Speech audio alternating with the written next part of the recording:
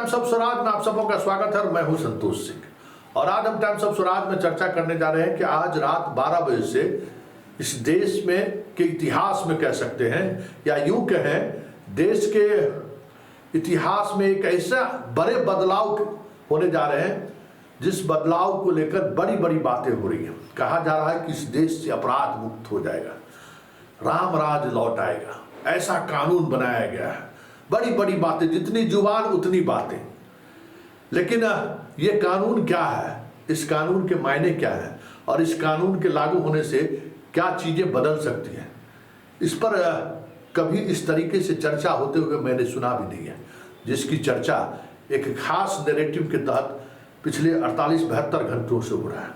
आखिर उस कानून के बदलाव से क्या बदलने वाला है, उस कानून के बदलाव से क्या वाकई में अपराध मुक्त ये कंट्री हो जाएगा। चला चलते हैं बिहार के पूर्व डीजीपी अभयानंद जी के पास। जो अभयानंद जी, कानून क्या होता है, कानून की किताबें क्या होती है, उसको उन्होंने जमीन पर लाकर दिखाया है। किसी कानून के सहारे अपराध को रोका भी जा सकता है, इसी कानून के सहारे बड़े से बड़े अपराधियों में दहशत भी पैदा किया जा सकता है।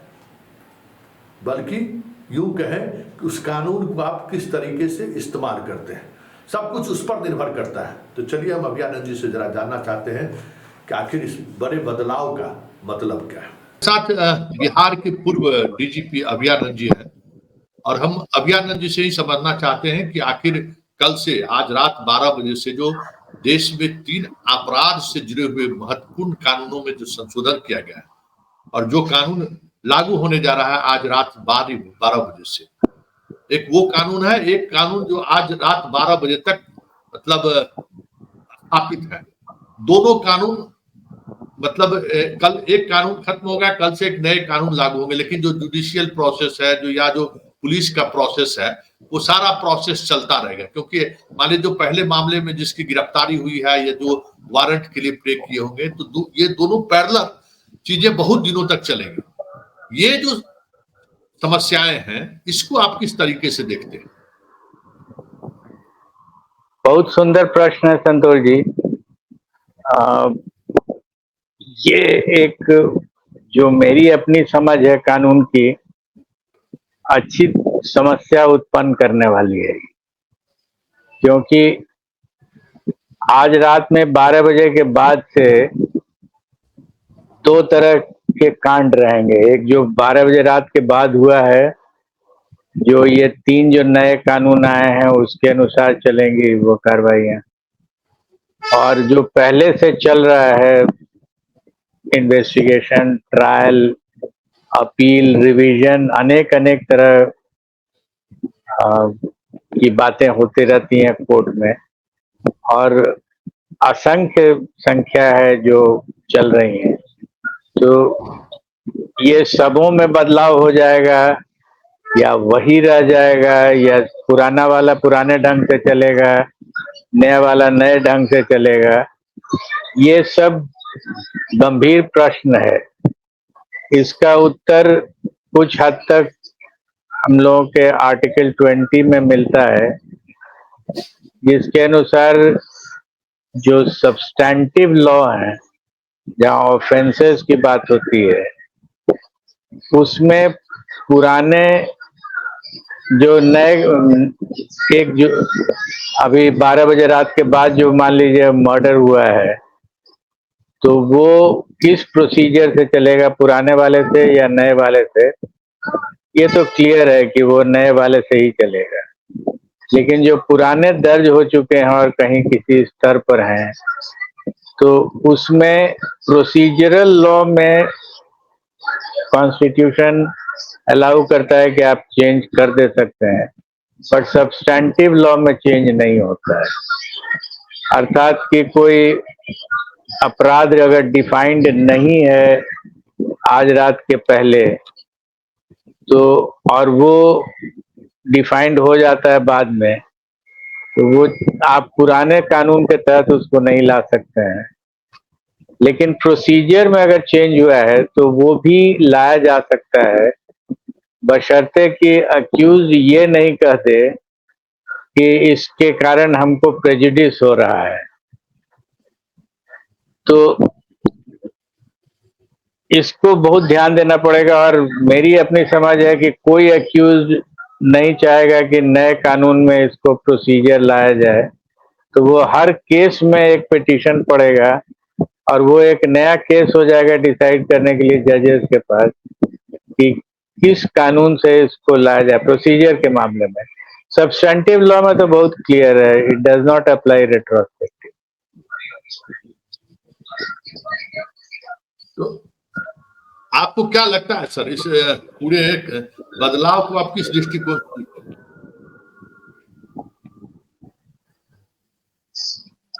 पता नहीं, कोई डिस्कशन तो हुआ नहीं है। जिस समय ये पास हो रहा था, डिस्कस होना चाहिए था, उस समय सब पार्लियामेंट के एमपी लोग सस्पेंड हो गए, निकल गए, रोड पर आ गए, डिस्कशन हुआ नहीं। और मेरी समझ से ये चूंकि civil law and criminal law दोनों को अफेक्ट करेगा, तो इसका एक लार्ज स्केल पब्लिक डिस्कशन होना चाहिए था कई फोरा पर। तो इस हर आदमी माइंड अप्लाई करता है, कुछ नई बातें और निकल करके आती हैं। डिस्कशन नहीं होने के कारण थोड़ा डार्क हो गया है ये। आज एक उदाहरण स्वरूप एक बात हो रही थी कि अभी जो नीट की जो परीक्षाएं हुई है ना, उस परीक्षा में जो सॉल्वर गैंग वाले गिरफ्तार हुए, जो आपको परीक्षा के बदले में परीक्षा देते हुए, उसमें अधिकांश डॉक्टर है, कोई एम्स जोधपुर के हैं, कोई पीएमसीएच के हैं, कोई डीएमसीएच के हैं। वो गिरफ्तार तो हो गए, लेकिन एक सप्ताह के अंदर में सभी को जमानत मिल गया, क्योंकि वहां की एसपी और डीएसपी से जब हम बात किए कितने संगीन मामले हैं और सभी को बेल मिल गया, तो उनका कहना था कि भाई हमारे पास कोई ऐसा एक्ट है ही नहीं, हम धारा को है 419 हम लोग लगाए, 419 में 3 साल का सजा है, कोर्ट उनको बेल दे दिए, हमारे पास कुछ है ही नहीं। हाँ, नया जो कानून बना है उस कानून में जो ऑर्गेनाइज्ड क्राइम है उसको लेकर हम लोगों को नई ताकत मिली है। तो आपका अनुभव रहा है, आप उसी सीआरपीसी आईपीसी से बहुत सारे मामलों में जो लोगों को जिसकी समझ नहीं थी, जो लोग सुनते नहीं थे, आपने उदाहरण स्वरूप कुछ चीजें सामने लाए और उसके बाद लगा पूरे राज्य में कि भाई गवर्नेंस या लॉ कानून का राज स्थापित किया जा सकता है। क्या वाकई में आज जो कानून मौजूद है, जो 12 बजे रात के बाद बदल जाएगा, उस कानून में इस तरीके के बड़े हिनियस क्राइम तो बहुत बड़ा क्राइम है, उस क्राइम में कोई एक्ट है, मतलब कोई धारा है ही नहीं जिसकी वजह से उसको बड़ी सजा हो सके? आपने जो बात कही वो माकूल है। अगर ये एक्ट मान लीजिए नहीं बना रहता, जो परीक्षा के संबंध में एक्ट आया है, ये अगर नहीं बना रहता, फर्ज कर लीजिए, तो जो वहां की पुलिस ने किया है वही करना पड़ता। आईपीसी में इसको आप दर्ज करते हैं और अब ये कानून बन गया है। और ये कानून भी उस समय बना जब ये एक्ट जो कमीशन एंड ओमिशन जिसको बोलते हैं वो ऑलरेडी हो चुका था, उसके बाद ये बना है। तो इसको आप रेट्रोस्पेक्टिवली अप्लाई नहीं कर सकते हैं। तो इसीलिए जिस समय पहली बार हमको लगता है आप ही के चैनल पर हमने बात की थी कि ये बनाने का नीट वाले प्रॉब्लम पर तो कोई फायदा नहीं होने, क्योंकि ऑफेंसिव डिफाइन नहीं किया गया था। लेकिन इसका जो प्रोसीजरल पार्ट है, वो पार्ट अगर ये नया कानून नहीं डिफाइन करते, प्रोसीजरल पार्ट को ये अगर चाहें तो अप्लाई कर सकते हैं। ऑफ कोर्स उसको भी एक्यूज को एक बेनिफिट है कि वो कह सकता है कि सर इसमें हमको प्रेजुडिस होने वाला है, तो फिर कोर्ट को कंसिडर करना पड़ेगा। कुल मिलाकर के कॉम्प्लिकेट हो गया है, इवन लीगल पार्ट कॉम्प्लिकेट हो गया। तो मतलब आने वाले समय में एक अलग तरीके की समस्याओं से पूरा जुडिशियरी और पुलिस सिस्टम को झेलना पड़ेगा। होगा यही कि एक समस्या का निदान नहीं होगा, कई और समस्याएं खड़ी हो जाएंगी। तो वैसे आपको क्या लगता है कि क्या होगा? क्योंकि देखिए ये बात हम इसलिए सवाल बार बार आपसे कर रहे हैं कि अगर इस तरीके के ऑर्गेनाइज्ड क्राइम में जो परीक्षार्थी पकड़े गए हैं, उनके लिए अगर आईपीसी में कोई धारा नहीं है जिस धारा के तहत उन पर कार्रवाई हो सके, तब तो वाकई में एक मजबूत कानून की जरूरत है। ये जो शब्द है ना, मजबूत कानून, मजबूत को इन्वर्टेड कॉमा में कर दीजिए। जी। कानून को कई तरीके से मजबूत बनाया जा सकता है। अभी मेजॉरिटी लोग इसी लाइन पर सोचते हैं कि कड़ी सजा कर दीजिए। ठीक है, आपने सजा कड़ी कर दी तो ट्रायल करने का जो प्रोसेस है वो भी कॉम्प्लिकेट हो गया है, और अब फर्दर कॉम्प्लिकेट हो जाएगा। ये एक्ट जो तीनों, अगर जैसे उसका डेट आज तय हो गया है, इसको अगर लागू कर दिया जाएगा तो फिर एक फर्दर कॉम्प्लिकेशन हो रहा है। और पर्पस होना चाहिए था कि जो अक्यूज लोग हैं इनको अगर हम 3 ही साल की सजा करा पाते, इनका प्रॉपर्टी जब्त करा लेते और वो हम 2 महीने में करा लेते, तो ये ज्यादा यूजफुल था बनिस्बत के इस पर डिबेट करने के कि किस धारा के तहत चलेगा या किस कानून में इनका प्रोसेस चलेगा। तो वो सब इश्यूज जो है वो कोलैटरल इश्यूज हो जाता है, जिसका मजबूती से कोई ज्यादा लेना देना नहीं। मान लीजिए कि जो 3 साल की सजा है, मतलब कोई प्रोसेस, मतलब जो आपको आजीवन कारावास की सजा हो, चाहे 3 महीने की सजा हो या 3 वर्ष की सजा हो, मतलब प्रोसेस में भी कुछ फर्क है क्या? तो मान लीजिए 3 वर्ष का ही सजा है, लेकिन आप उसमें त्वरित सजा के लिए आप आवेदन दे सकते हैं या कार्रवाई कर सकते हैं। थोड़ा सा डिफरेंस है। टेक्निकली 2 इयर्स का इम्प्रिजनमेंट जो है वो समन्स ट्रायल होता है, समन्स केस होता है।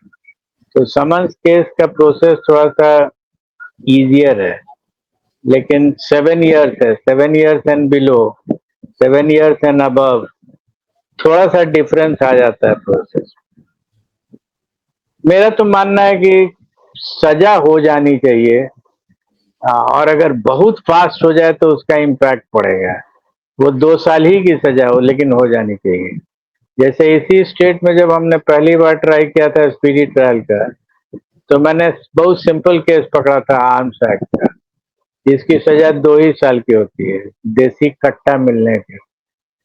लेकिन ये 2 साल की सजा 7 दिन में हो रही थी, तो इसका इम्पैक्ट पड़ा था। मैंने उस समय भी देखा था कि अपराधियों के साइकी पर गजब का असर पड़ रहा था, क्योंकि आप आर्म्स के साथ पकड़े गए तो लगता है कोई खास बात नहीं है, निकल जाएंगे, लेकिन वो जब तक सोचता है कि निकल जाएंगे तब तक सजा हो जाती है। तो मेरी अपनी समझ है व्यवहारिक रूप से कि सजा होना ज्यादा इम्पोर्टेंट है बनिस्बत की आजीवन कारावास। अब जैसे हम कहें कि आपको 2 साल की सजा हम 5 दिन में करा देंगे, और कहें कि नहीं आपको आजीवन कारावास हम 10 साल में कराएंगे, तो इम्पैक्ट तो ज्यादा पहले वाले का ही पड़ेगा। तो सर, ये आखिरी सवाल, आप चीजों को देख ही रहे, उस कॉम्प्लिकेशन की भी आपने चर्चा की। ये जो परीक्षार्थी लोग पकड़े थे, क्या इनको 3 साल वाला जो सजा का प्रावधान है उसमें जिस तरीके से आर्म्स एक्ट में उस तरीके का स्पीडी ट्रायल करा के इनको सजा दिलाई जा सकती है? ओ बिल्कुल पक्का।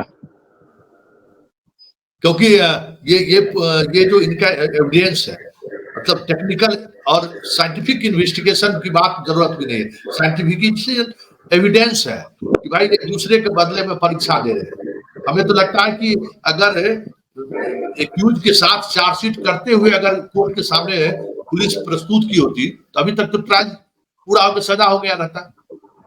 बिल्कुल ये किया जा सकता है।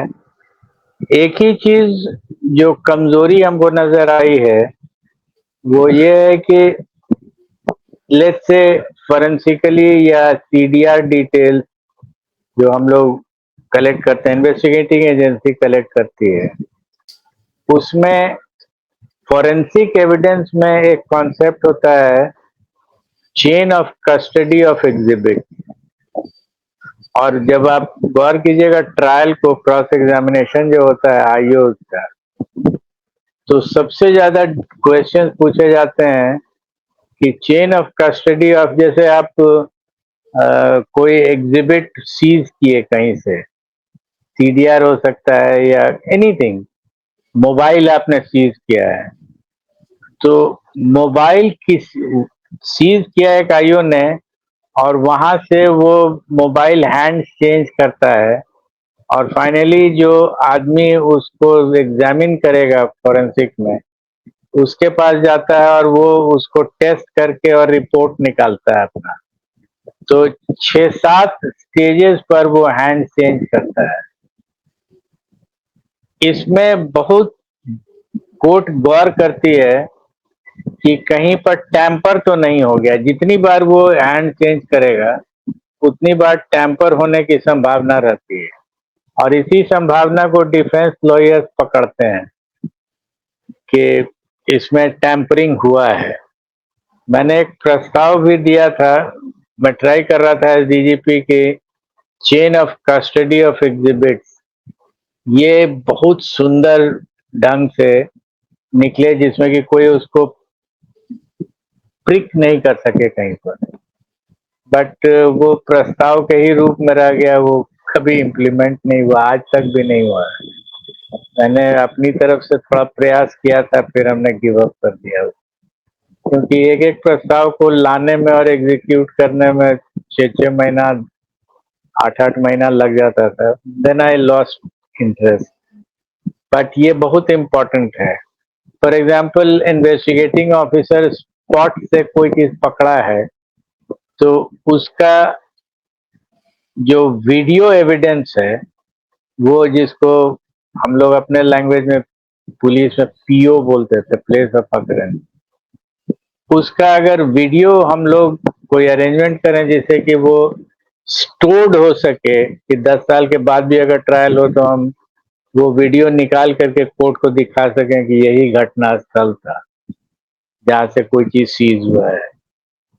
ये हुआ नहीं, बट होना हमारी समझ से निहायत जरूरी है, क्योंकि इसी में डिफेंस लॉयर्स ट्रिक करते हैं।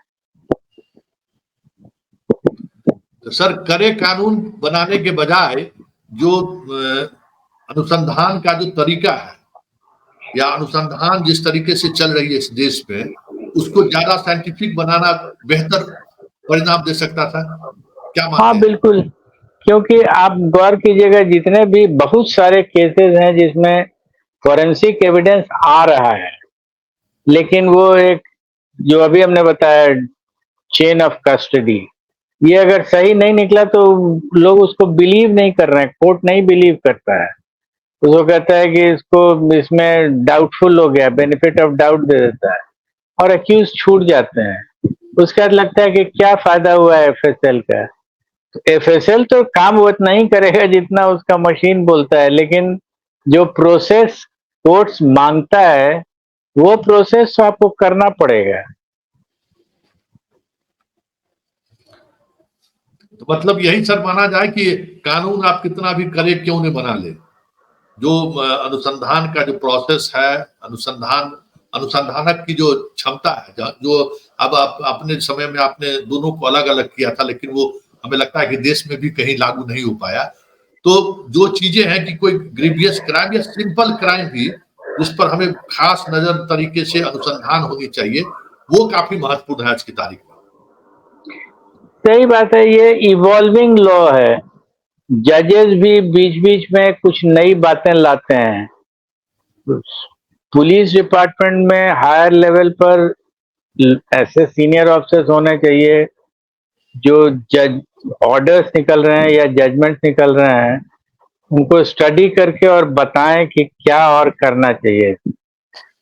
ये स्टैटिक नहीं होता है, ये प्रोसेस इवॉल्व करता रहता है, और सीनियर लेवल पर बहुत इम्पोर्टेंट है जानना कि you are involved in the process and you understand what is going on.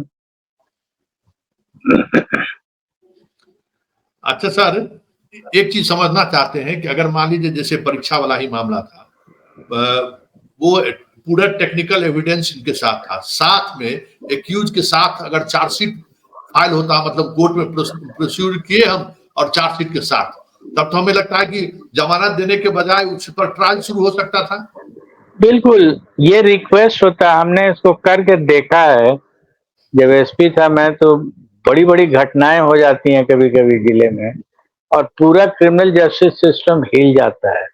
Broad day light shooting हो गया, तो पूरा शहर थर्रा जाता है, पब्लिक ऑर्डर जिसको कहते हैं। तो उसमें मर्डर के केसेस में हमने किया है कि रात रात भर डायरी लिखवा करके पब्लिक प्रोसिक्यूटर भी बैठ जाते थे कि लीजिए साहब, आपको ही ट्रायल कराना है, आप सही तरीके से डायरी लिखवाइए, और लेट्स से एक दिन की छुट्टी है बीच में, तो 24 आवर्स टू 48 आवर्स के बीच में accuse, chargesheet, request for trial, police papers जो जो उसको देना होता है उसके डिफेंस के लिए, लॉ में जरूरी है, पुलिस पेपर्स फोटोकॉपी करा करा करके और उनको फॉरवर्ड करने के समय रिसीव करा के भेज देते थे। तो सीजीएम के पास कुछ बचता ही नहीं था सिवाय इसके कि आप लिखिए कि cognizance taken and committed for trial,